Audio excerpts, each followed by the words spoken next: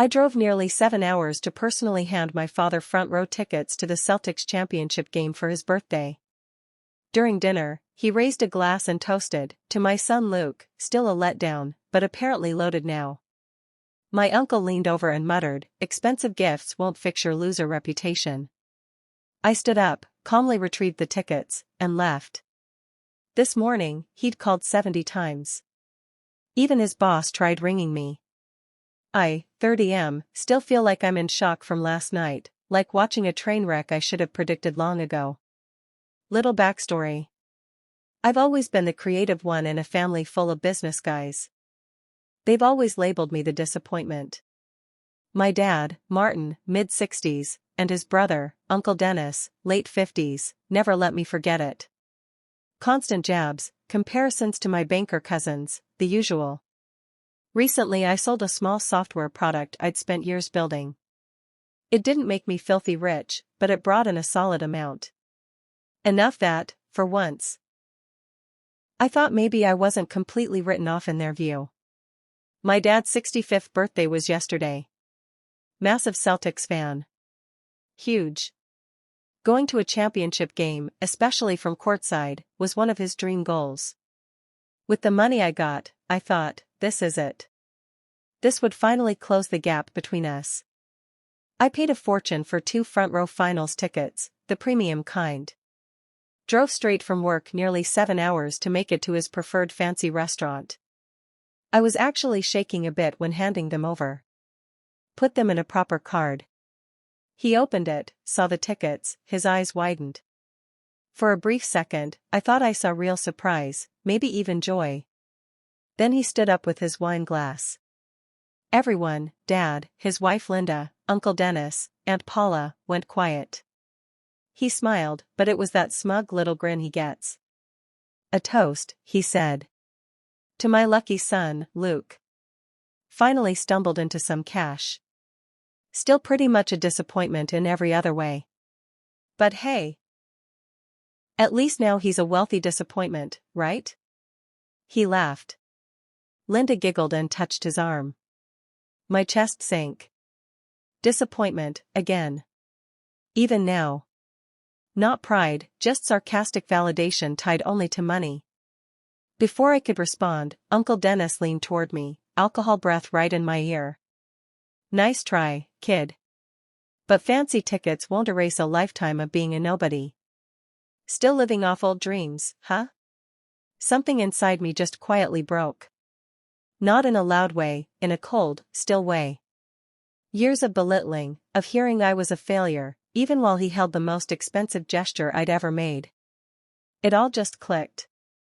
I didn't yell. Didn't argue. No scene. I simply stood up slowly. Reached forward. Took the tickets gently out of my father's hand. He looked stunned, like he couldn't wrap his head around it. Slid them back into my coat pocket. "Luke, what are you doing?" Dad stuttered. "Those cost a fortune," Uncle Dennis barked. "Having second thoughts, kid?" I stared at my father. "Happy birthday, Dad." Then looked at Dennis. Gave a thin smile. "Enjoy your dinner." I walked out of that restaurant. Calmly. Didn't rush. Didn't look back.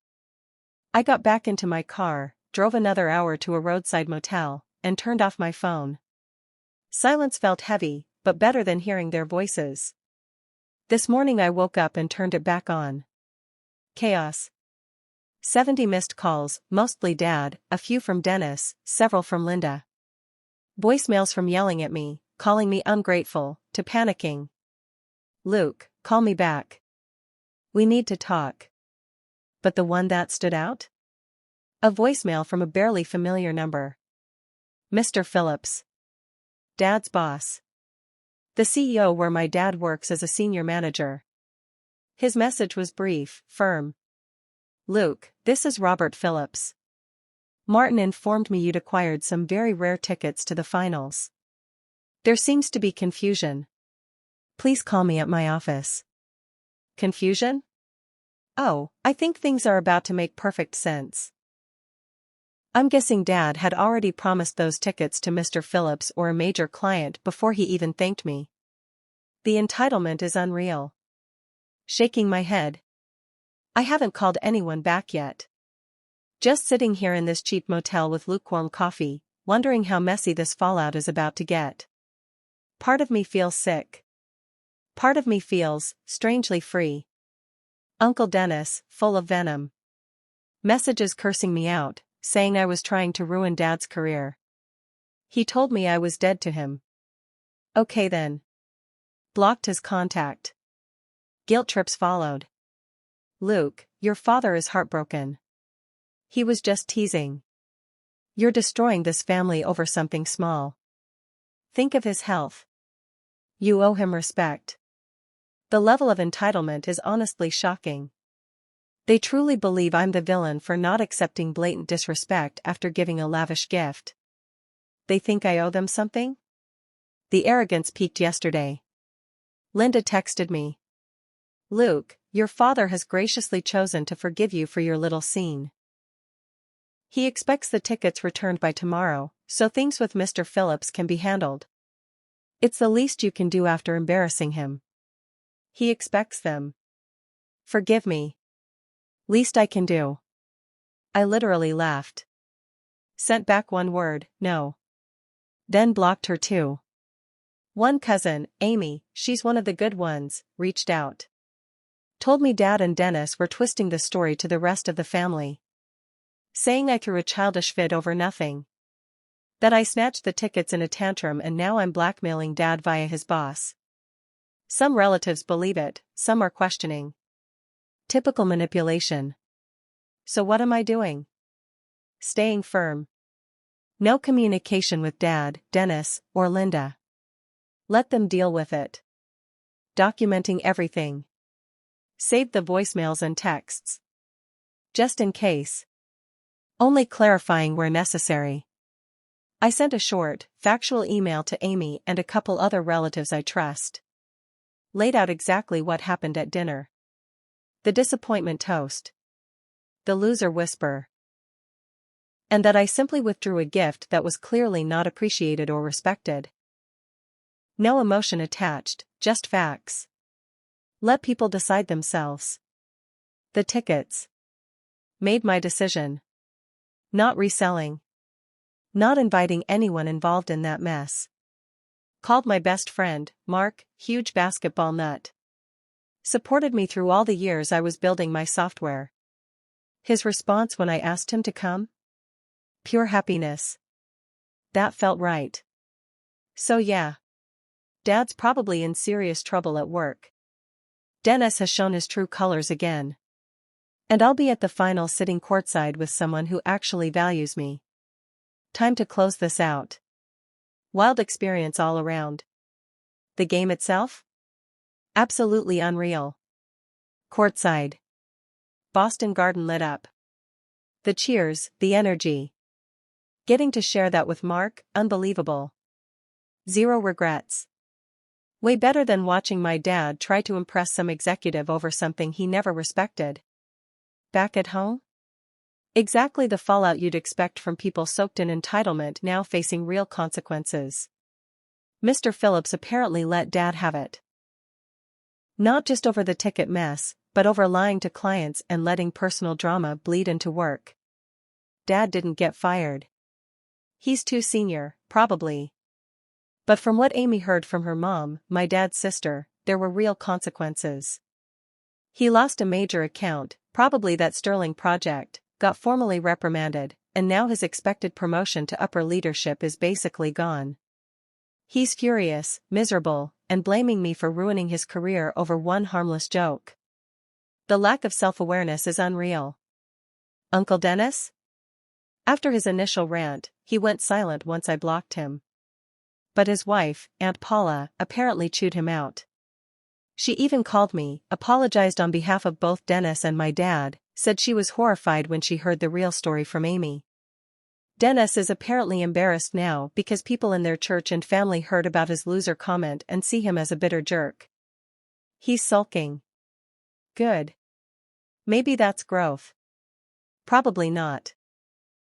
Linda kept pushing the whole family unity narrative through extended relatives, saying I should fix things before some upcoming family reunion. I ignored all of it. I didn't show up to that gathering, and that silence apparently made a louder statement than any speech. Amy told me a few relatives directly asked Linda why Martin and Dennis hadn't apologized to me. Their spin completely backfired once the plain truth spread. Revenge? Honestly, the best revenge was simply living my life well and allowing their own behavior to implode everything.